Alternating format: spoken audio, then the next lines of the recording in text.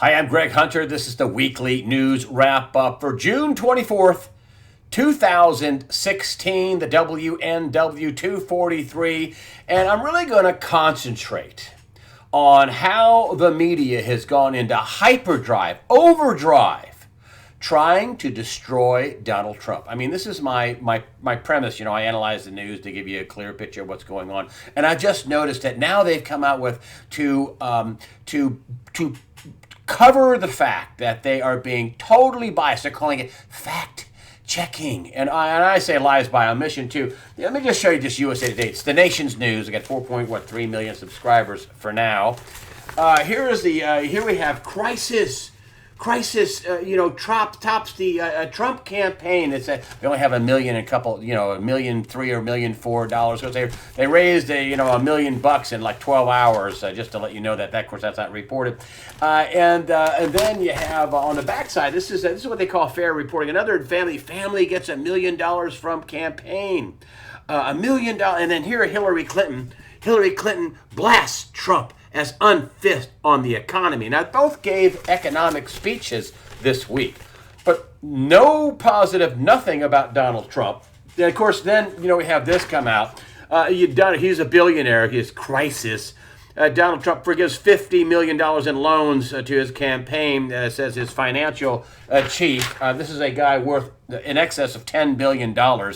Who has built successful businesses, and Hillary Clinton says in her speech, well, he's written books, but they end in chapter 11.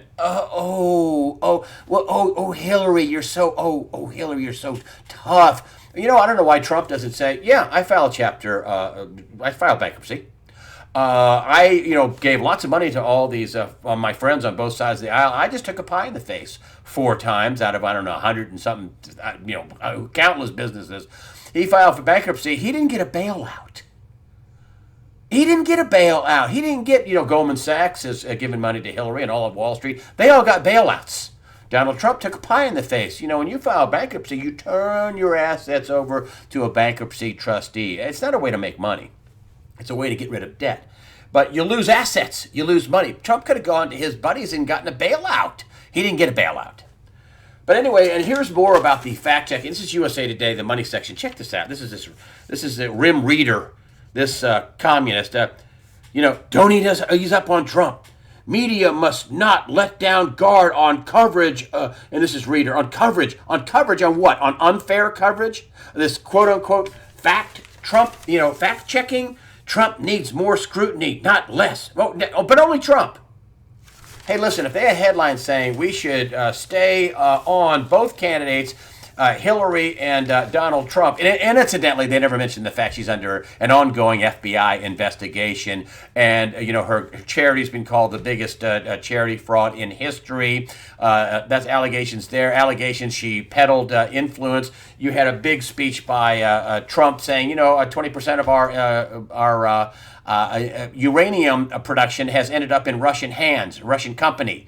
After 9 people donated $140-something million to the Clinton Foundation. Incidentally, the fact checking, they said that was that CNN did some. We're back to fact checking. New York Times, Wall Street Journal, L.A. Times, fact checking. To cover up that they're biased. They're gonna check some facts, but only on Trump.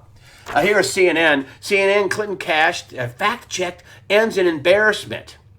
They were checking about this a Russian deal that I just told you about, that it was a stated fact. 20% of the United States uranium production ended up with a Russian company after tens of millions of dollars were donated to the Clinton Foundation.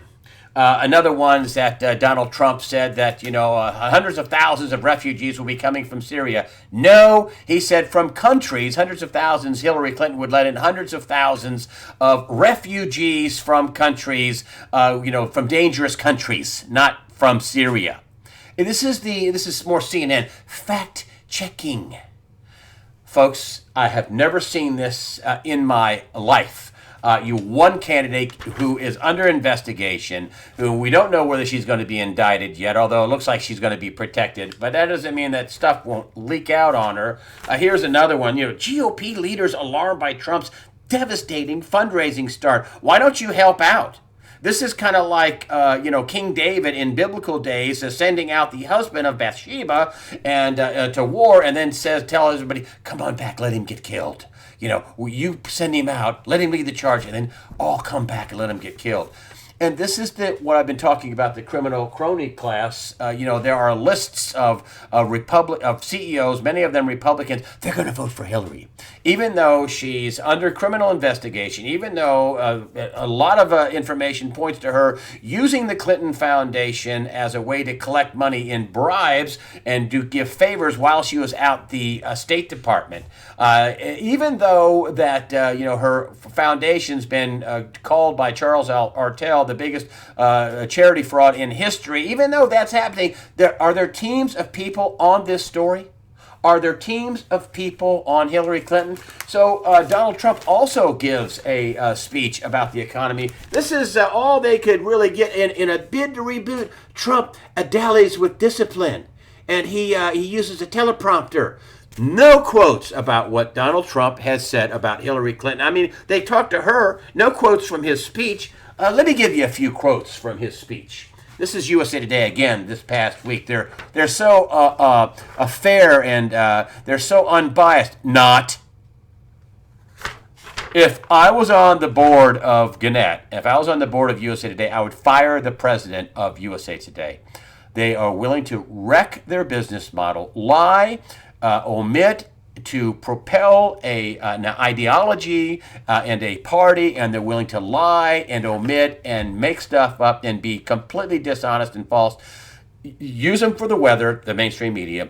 Use them for, the United States made a visit, John Kerry made a visit to so-and-so, but boy, take everything they say with a grain of salt, particularly when it comes to politics and that kind of thing. Here are some excerpts from Trump, wouldn't this be a story? Trump launches lyingcrookedhillary.com. Wouldn't that be a story? When have you ever heard a presidential candidate announcing a website this outrageous about Hillary Clinton, about his opponent, lyingcrookedhillary.com? Wouldn't that be at least reportable in the news? Here's another one. This is concerning his speech. Trump blasts Hillary in a speech. Clinton is a world-class liar, maybe the most corrupt person to ever seek the presidency of the United States. Wouldn't those quotes be something that you should put in a story? But instead, USA Today just puts in that, Trump's trying with a teleprompter. There's another word from the speech. Here we go. Here's it. Talking about, ongoing. There should be teams of people on this Hillary Clinton story. It's ongoing. State Department disabled security software to allow Hillary's private server emails. Can you imagine? This isn't a story to the mainstream press. This is just this past week, folks. They got teams of people fact-checking Donald Trump, but only Donald Trump. And they have nobody and ignoring story after story, development after development over her Clinton Foundation, over her, basically play-to-pay allegations while she was at Secretary of State, the security breaches on her server, and of course she had a private server so she could facilitate the business of getting this stuff and then tried to cover it up by, wiping the server clean, with a rag, Hillary says. Donald Trump, I was at the Donald Trump rally, came to Greensboro, and there was about 10,000 people there. Incidentally, Trump would know. In order for you to go, you had to give them your email, a real email address, and then they sent you back a ticket for free. Hillary Clinton showed up, and there was hardly any press about Trump coming to Greensboro. Hardly any. They've been talking about Hillary Clinton coming to North Carolina for weeks in the press, in the local press here. And here she is. Do you know how many people showed up for that? Oh, we need to write a new chapter in America. What does that mean? We need to write a new chapter in America. If I called on to you and said, hi, I'm Greg Hunter, and I need to write a new chapter for USA Watchdog. Like me more. What does that mean? We need to write a new chapter. You know how many people showed up for this little event? 2,000. And I bet you they lied about that. I bet you it wasn't 2,000. This is in Raleigh this past week. Hillary Clinton. I bet you they lied about that. I got some more bad news for you that they won't cover. And this is according to a March. I didn't even know this poll existed, but somebody dug this up out on Zero Hedge, and it said You know, more bad news for Hillary. Huge percentage of Bernie Sanders voters won't vote for her. Back in March, NBC and I think the Wall Street Journal came up with a poll that said a third of Bernie Sanders voters won't vote. I saw another poll this week that said a half of Bernie Sanders will not vote for Bernie Sanders voters who voted in the primaries will not vote for Hillary Clinton. She is backed by all kinds of Wall Street, New World Order, Wall Street, one world government. I hate to say that. I don't want to sound like a conspiracy theorist, but yeah. She's backed by Wall Street. They don't care if she robbed us. They don't care about the security threats. They don't care about her peddling influence, her taking bribes. They don't care about her charity fraud. They don't care. They just want to keep sucking the blood out of the world's populations, particularly the United States. And this is why the Democrats are doubling down on the guns. Can you imagine how out of touch the Democrats are? They're doing a sit-in on the floor of the House of Representatives. Sit-in. They want guns violation. Here's a little fact for you. We've heard all kinds of things, whistleblowers coming out saying that the Obama administration has scrubbed thousands of names of Islamic terrorists. They won't allow investigation into Islamic jihadist terrorists. They keep telling you that this is self-radicalized. I mean, what ridiculous thing Loretta Lynch said this week. We'll never know why Omar Martin did this. He said why he did it. He pledged his allegiance to ISIS. It's Islamic terrorism. He pledged his allegiance to Baghdadi. Now, here's USA Today. Of course, they don't really mention that he said, talked about Allah. They don't mention that they still don't have the full text of any of this stuff. I'm in Orlando and I did the shootings. Like he's just some random self-radicalized, no connection with Islam whatsoever. Like the shootings at the military recruiting office in Tennessee, Fort Hood shooting. That was workplace violence as the shooter was screaming Allah Akbar. Yeah, workplace violence. All the shootings in Paris, 130 people murdered by Islamic terrorists. Before that, Obama said, this was contained. Yeah, they're contained. These radical extremists are contained. The San Bernardino shootings out there, now the Orlando shootings, which, there are some people who say it's total hoax. There are funerals and bodies, and there are people that say, hey, I know people that were there. It's not a hoax. They were shot. But here's another headline that the Democrats, what the Democrats should be doing is 4 dozen people, more than 4 dozen gay people murdered, and another 53 shot by this crazy Islamic extremist. Let's put a stop to that. We can't have gay people being killed. No, they want to. They're all behind Obama bringing in tens of thousands of 20,000, I think, more before his terms before he leaves office. Another 20,000. All the many security people, top security people say they can't vet these people. The FBI, CIA, they can't. They have no idea, no way to vet these people coming in. We have all these visas that have been issued. These people have been stayed. Who are they? They've overstayed their visas. No way to track them. But that's okay. It's all right. Again, they're putting the pressure on people, in our security agencies not to look into Islamic terrorism. But what do the Democrats do? Want to take your guns. Here's another little headline that came out. This is Breitbart. 580 terror convictions in the U.S. Since 2000, since 9/11. 380 are foreign-born. 380 are foreign-born. What is that? 2/3 of the people convicted are people born in another country. Terror convictions since 9/11. But the Democrats want to take your guns. That's the problem. Therein lies the problem. The Democrats want to take your guns because that's just harder to take people's property and take people's freedoms if they're armed. There's a little gun store in a little town outside of where I live, and a friend of mine is good friends with him, and he says, this guy last week sold 2,700 guns. I said, excuse me. I mean, it's a place that holds like 15 cars in a parking lot. I said, you mean 270? He goes, no. 2,700 guns he sold in a week. 2,700 to individual buyers. This is why gay people are arming themselves.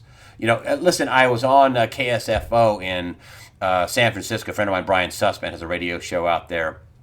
And I said, listen, in Christianity, it's hate the sin, love the sinner, period. In Christianity, there's nowhere in the Bible that says you should kill people because they're gay. No, nowhere in the Christian Bible. No, nowhere.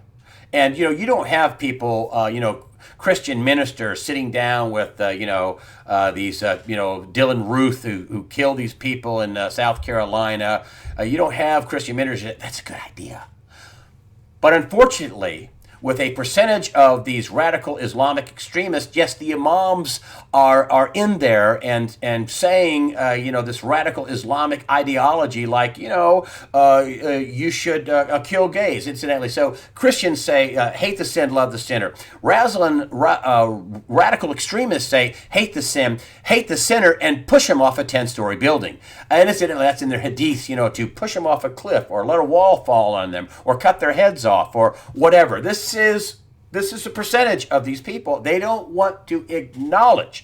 And the Democrats don't want to acknowledge we have Islamic terrorism, because that would be acknowledging a giant failure ever since their commander-in-chief, ever since the leader of the Democratic Party, Barack Obama, took office. But, they want to have a sit-in for guns. They are so out of touch with the American public. Even gay people are buying guns, as they should. Something else I wanted to get in, with all this Brexit stuff, and incidentally, the Brexit vote, that was not really a vote to leave. That was a vote. Let me just look it up here real quick. That was a vote, for a suggestion to leave. It was just only a suggestion to leave. They weren't going to actually leave the day after they voted. It really was a. Let me get this down here. Let me just get this sent items there. Here's what I told. Advisory vote. That's what it was. It was an advisory vote, and even if they voted to leave, they weren't going to leave. Somebody said they have like a couple of years to negotiate getting out, and it was an advisory vote. It was an actual vote to leave. Advisory vote. A friend of mine, or actually a friend of mine, is a commenter on the site who I've gotten some, kind of friendly with, and he says one of his friends over in London said he changed his vote from, exit to leave to remain. And he said, why'd you do that? He says, well, Cameron, the Prime Minister of Great Britain, Cameron came out and said, you wouldn't get your pensions if we left. I mean, talk about stupid. I'm going to vote to stay because I want my free stuff. You're not going to get your pension anyway. Pensions have been gutted, routed, destroyed. We got 0% interest rates. How are they going to pay? They're being destroyed. They've already been robbed by Wall Street, City of London, by the bankers. Already been robbed. Oh, you think if you stay with the tyranny that you're going to get your pension? Stupid. Like sheep being led to slaughter. Stupid. Cameron comes out, and it wasn't this Pole that got killed out there. I think that was when I heard him say he was out in reports, pulling out all the stops, the New World Order people, that, well, you won't get your pensions if you have a Brexit, if you leave. So vote for tyranny. Get your pension. Wink, wink. Get your pension. Right, you're going to get your pension. It's just absolutely ridiculous. And listen, I had Jim Sinclair on this past week or so. I think he came out Sunday. And he said the damage has already been done, whether they stay, whether they leave. Europe's a mess. I saw one article saying, how do you fix Europe? With a wrecking ball. I mean, the EU is a mess. And Martin Armstrong, the great mathematician Martin Armstrong, out saying, without Great Britain, the EU toast, gone.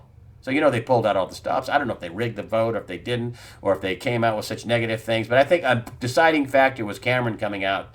And I think, not really the Pole being killed, although they say, the whole thing turned on that. I think it was Cameron saying, you won't get your pensions. And, of course, people in Europe want their free stuff in socialist Disney World. So, the whole thing in the EU is doomed anyway. So, it is what it is. A couple of things I wanted to bring up to you about how serious it is with what's happening in the world in terms of China and Russia and the U.S. and it being a war, the U.S. against China and Russia, which I think is a frightening idea. It would have to be nuclear. It would have to be nuclear. No question, it would be nuclear, and on both sides. And here is, the U.S. is having these naval exercises with a couple of carrier groups, off, in the South China Sea or near the South China Sea, and China's upset. They're angry. And here's the headline for that. It's China warns the U.S. that this is the wrong opponent to play games with. This is a headline. Another one is the looming U.S. war on Russia, and this is another very frightening. Russia's nuclear arsenal is the biggest in the world.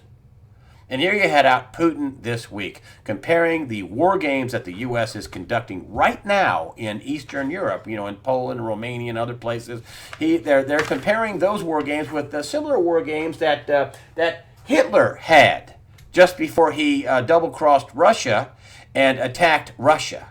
This is Putin comparing the U.S. games to what Hitler did just before they attacked Russia.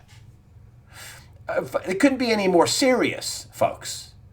And, we could be ratcheting it all up in Syria as well. I mean, this is very frightening because the players aren't little small players that we can snuff out. The players are people with, aircraft carriers and nuclear weapons and nuclear submarines and series. And you're not hearing any of this reported. And I'm not trying to be doom and gloom. I'm telling you, this is the overt evidence of what's going on and what people are. And then Putin comparing the NATO war games to what Hitler was doing just before he attacked Russia in, 1941.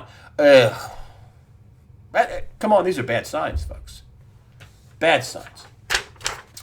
The economy, we all know it's nothing what they said. They finally, have you noticed they stopped using the recovery word? They stopped using that. Recovery. It's a recovery. What you have is Yellen, uncertainties. She looked like a babbling fool. She was in front of Congress. She, had the FMOC meeting, the debrief from that in front of guy. Uncertainties justify cautious approach. She's not raising rates.